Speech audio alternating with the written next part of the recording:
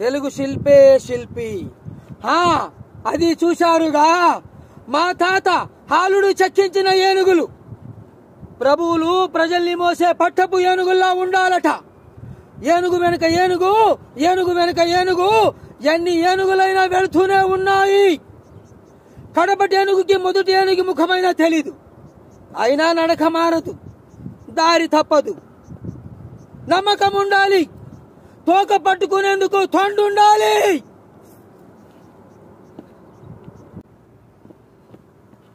వాసిష్ఠి, ఇక్కడి నుంచి నీకు ఊళ్ళు కనిపిస్తున్నాయి. నాకు ముక్కలు ముక్కలుగా, జనపదాలుగా, గణరాజ్యాలుగా బతుకుతున్న దేశం కనిపించింది. అప్పుడు నాకు 5 ఏళ్లు. సరిపోదు, పుడిగట్టకుండా కాపాడాలి.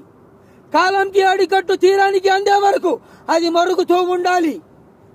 కొండ ఎక్కించేందుకు దండెత్తుకొస్తున్న పరదేశపు పడమట గాలిని పొలిమేరులో పాతి పెట్టాలి.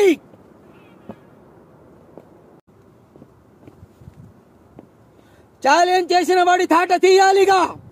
పిలిచింది నువ్వు, వచ్చింది నేను, చచ్చేది నువ్వే, చావుని తలుచుకుంది నువ్వే. నీకు మోజైతే చెప్పు, పార్లమెంట్ వరకు వెంటాడి వెంటాడి చంపుతా.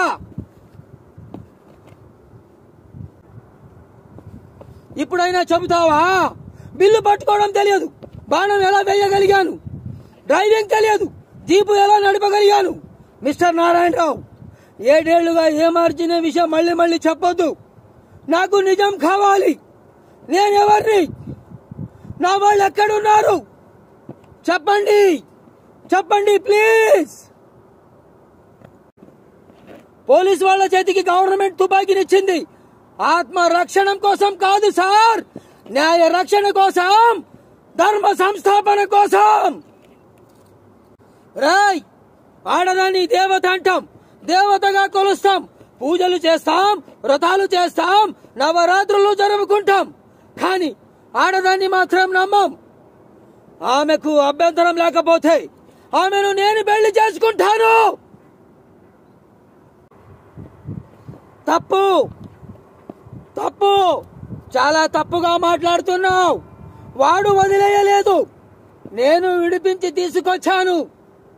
వాడు ఆమె వంటి మీద చెయ్యి కూడా వేయలేదు.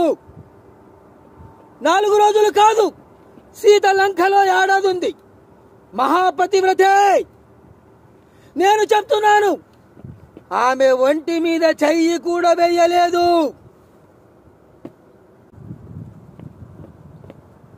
మేజర్ జయసింహ కూడా అదే పని చేయబోయాడు. అడ్డు తగిలాడని అడ్డు తొలగించారు. అది తెలుసుకున్న నేను అసలైన కిరాతకుల్ని చంపాను.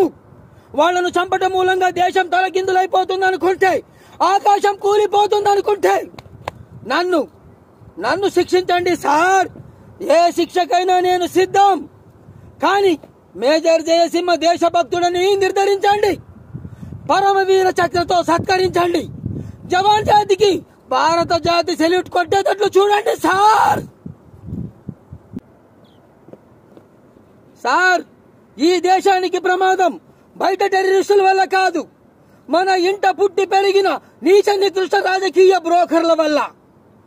టెర్రరిస్టులను దేశంలోకి రానిచ్చి వాళ్ళకి ఆశ్రయం కల్పించిన మాతృ ద్రోహుల వల్ల సార్.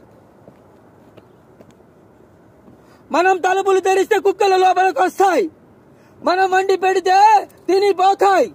అందుకే టెర్రరిస్టులకు తలుపులు తెరిచిన వాళ్లే టెర్రరిస్టులని డిక్లేర్ చేయండి. ఆశ్రయం ఇస్తే కాల్చి పారేయండి సార్. అదుపులో పెట్టడానికి అసూపోసి ఆడది పశువు కాదమ్మా. మన రాజ్యంలో స్త్రీలు మాననీయులు, పూజనీయులు కూడా. ప్రజలు అనుసరించేదే రాజు అనుకోకూడదు, రాజు అనుకున్నదే ప్రజలు అనుసరించాలి. అవునమ్మా, అధికార దాహం. ఈ నేల కోసం బ్రతికే అధికారం నాకు కావాలి. ప్రజల కోసం ప్రాణాలు ఇచ్చే అధికారం నాకు కావాలి.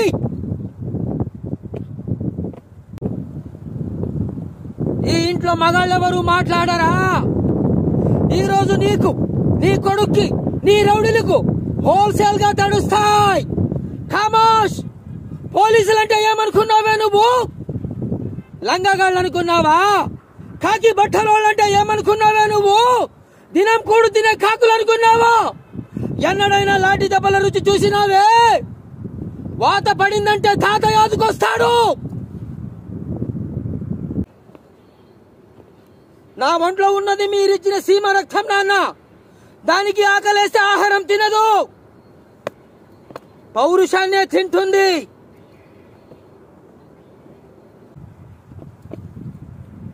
కోస్తా కుర్రోణ్ణి, తెలంగాణ చిన్నోణ్ణి, రాయలసీమ ముద్దు బిడ్డని, అమ్మకు కొడుకుని, అక్కకు తమ్ముణ్ణి, చెల్లికి అన్నని. హా నువ్వు అంటే నేను సై. ఓ మిస్సు, ఐ లైక్ దిస్. మనతో పెట్టుకుంటే ఆల్ సెంటర్స్ అదిరిపోతాయి. ఓ ఆడబిడ్డ ప్రాణాలు తీశాడు. పెళ్లి కాకుండానే తల్లిని చేసి ఆ తప్పు బయటపడుతుందని ఎండ్రిని పోసి చంపేశాడు. బిడ్డ సచ్చేటప్పుడు అమ్మాయి పడ్డ బాధ వీడికి, బిడ్డ సచ్చిపోతే ఈ తండ్రి పడే బాధ నీకు తెలియననే నీ ఇంటి ముందే వీడిని చంపేస్తున్నాను. ఒరే అల్లమ్మ, పైగా ఎండ్రిన్ ఖల్లాస్. ఉన్నాడా పోయాడా? చస్తే పోస్ట్ మార్టం పంపండి, బతికితే ఇంటరాగేషన్ చేయండి. నేను రాముడినో కాదో తెలియదు గాని నువ్వు మాత్రం ఖచ్చితంగా సీతవే. పెళ్లైన క్షణం నుంచి ఈ క్షణం వరకు ఎప్పుడు నిన్ను ప్రశాంతంగా ఉంచలేదు. భార్య గురించి ఇలా పుస్తకాల్లో ఎంతో గొప్పగా రాస్తారు.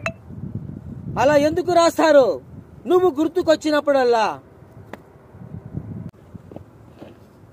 వాణ్ణి చంపడానికి ఉపయోగించిన పోలీస్ తుపాకీ తీసుకోండి. నా రక్తానే కాదు, నా పగను కూడా పంచుకున్నందుకు థ్యాంక్స్. ఇకనైనా ఈ డ్రెస్ తీసేయ్. ఆకలిని వచ్చిన వాడికి అన్నం పెట్టు, ఆపదం వచ్చిన వాడిని ఆదుకో. వస్తా, మళ్ళీ తిరిగి వస్తా. వాణ్ణి చంపడానికి ఉపయోగించిన పోలీస్ తుపాకీ తీసుకోండి. నా రక్తానే కాదు, నా పగను కూడా పంచుకున్నందుకు థ్యాంక్స్. ఇకనైనా ఈ డ్రెస్ తీసేయ్. ఆకలిని వచ్చిన వాడికి అన్నం పెట్టు, ఆపదం వచ్చిన వాడిని ఆదుకో. వస్తా, మళ్ళీ తిరిగి వస్తా. నేను రాముడినో కాదో తెలియదు గాని నువ్వు మాత్రం ఖచ్చితంగా సీతవే. పెళ్లైన క్షణం నుంచి ఈ క్షణం వరకు ఎప్పుడు నిన్ను ప్రశాంతంగా ఉంచలేదు. భార్య గురించి ఇలా పుస్తకాల్లో ఎంతో గొప్పగా రాస్తారు. అలా ఎందుకు రాస్తారు? నువ్వు గుర్తుకొచ్చినప్పుడల్లా. ఖల్లాస్. ఉన్నాడా పోయాడా? చస్తే పోస్ట్ మార్టం పంపండి, బతికితే ఇంటరాగేషన్ చేయండి. ఓ ఆడబిడ్డ ప్రాణాలు తీశాడు. పెళ్లి కాకుండానే తల్లిని చేసి ఆ తప్పు బయటపడుతుందని ఎండ్రిని పోసి చంపేశాడు. బిడ్డ సచ్చేటప్పుడు అమ్మాయి పడ్డ బాధ వీడికి, బిడ్డ సచ్చిపోతే ఈ తండ్రి పడే బాధ నీకు తెలియననే నీ ఇంటి ముందే వీడిని చంపేస్తున్నాను. ఒరే అల్లమ్మ, పైగా ఎండ్రిన్. కోస్తా కుర్రోణ్ణి, తెలంగాణ చిన్నోణ్ణి, రాయలసీమ ముద్దు బిడ్డని, అమ్మకు కొడుకుని, అక్కకు తమ్ముణ్ణి, చెల్లికి అన్నని. హా నువ్వు అంటే నేను సై. ఓ మిస్సు, ఐ లైక్ దిస్. మనతో పెట్టుకుంటే ఆల్ సెంటర్స్ అదిరిపోతాయి. నా ఒంట్లో ఉన్నది మీరిచ్చిన సీమ రక్తం నాన్న. దానికి ఆకలేస్తే ఆహారం తినదు, పౌరుషాన్నే తింటుంది.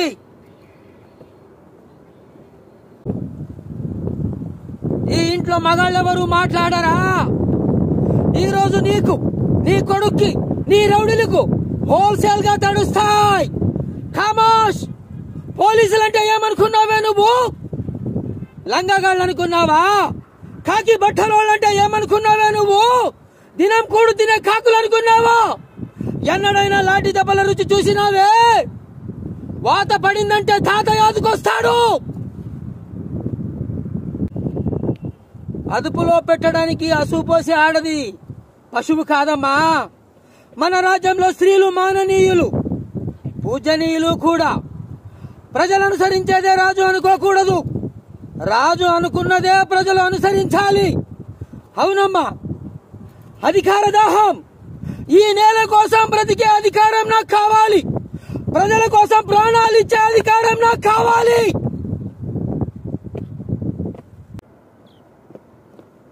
సార్, ఈ దేశానికి ప్రమాదం బయట టెర్రరిస్టుల వల్ల కాదు, మన ఇంట పుట్టి పెరిగిన నీచ నికృష్ట రాజకీయ బ్రోకర్ల వల్ల. టెర్రరిస్టులను దేశంలోకి రానిచ్చి వాళ్ళకి ఆశ్రయం కల్పించిన మాతృ ద్రోహుల వల్ల సార్. మనం తలుపులు తెరిస్తే కుక్కల లోపలికి వస్తాయి, మనం వండి పెడితే తినిపోతాయి.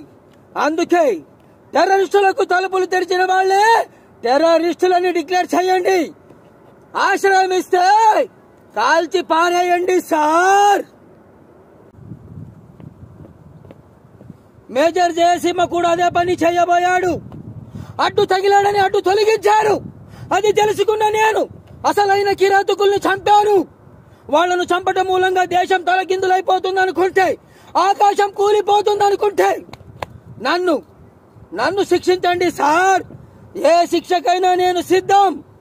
కానీ మేజర్ జయసింహ దేశభక్తుడని నిర్ధారించండి, పరమవీర చక్రతో సత్కరించండి, జవాన్ జాతికి భారత జాతి సెల్యూట్ కొట్టేటట్లు చూడండి సార్. తప్పు తప్పు, చాలా తప్పుగా మాట్లాడుతున్నావు. వాడు వదిలేయలేదు, నేను విడిపించి తీసుకొచ్చాను. వాడు ఆమె వంటి మీద చెయ్యి కూడా వేయలేదు. 4 రోజులు కాదు, సీత లంకలో ఏడాది ఉంది. మహాపతివ్రతే. నేను చెప్తున్నాను, ఆమె ఒంటి మీద చెయ్యి కూడా వేయలేదు.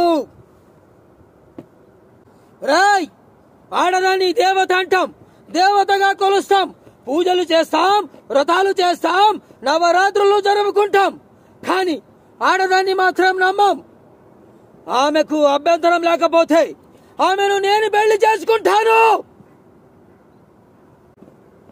పోలీసు వాళ్ళ చేతికి గవర్నమెంట్ తుపాకీనిచ్చింది ఆత్మ రక్షణ కోసం కాదు సార్, న్యాయ రక్షణ కోసం, ధర్మ సంస్థాపన కోసం. ఇప్పుడైనా చెబుతావా? బిల్లు పట్టుకోవడం తెలియదు, బాణం ఎలా వేయగలిగాను, డ్రైవింగ్ తెలియదు, జీపు ఎలా నడపగలిగాను. మిస్టర్ నారాయణరావు, 7 ఏళ్లుగా ఏమార్చిన విషయం మళ్ళీ మళ్ళీ చెప్పొద్దు. నాకు నిజం కావాలి. నేనెవరిని? నా వాళ్ళు ఎక్కడున్నారు? చెప్పండి, చెప్పండి ప్లీజ్.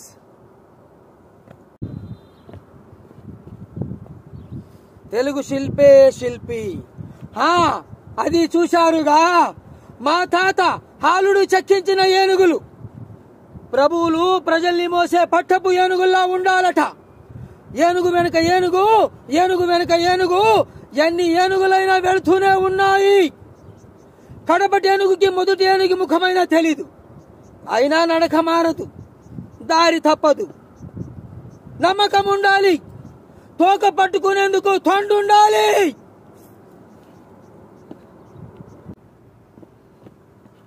వాసిష్ఠి, ఇక్కడి నుంచి నీకు ఊళ్ళు కనిపిస్తున్నాయి. నాకు ముక్కలు ముక్కలుగా, జనపదాలుగా, గణరాజ్యాలుగా బతుకుతున్న దేశం కనిపించింది. అప్పుడు నాకు 5 ఏళ్లు. సరిపోదు, పుడిగట్టకుండా కాపాడాలి. కాలంకి అడికట్టు తీరానికి అందే వరకు అది మరుగుతూ ఉండాలి. కొండ ఎక్కించేందుకు దండెత్తుకొస్తున్న పరదేశపు పడమట గాలిని పొలిమేరులో పాతి పెట్టాలి.